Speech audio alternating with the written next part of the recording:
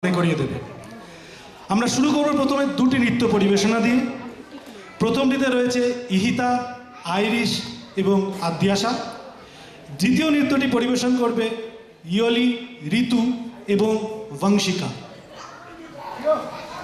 Our very own and dear Swiss Puja has already completed 12 great and eventful years. During this journey, Swiss Puja has always organized cultural programs where the kids and children from the Bengali and the Indian community participate. We are reminded of the traditions and heritage of Bengal and Indian culture through the energetic and encouraging participation of these children. We believe that today's program, comprising of such performances from our young friends, will remind all of us that cultural tradition. We start today's program with two dance performances. The first one by Ihiza, Iris and Adhyasha. The second dance performance will be done by Ayoli, Ritu and Vangshika.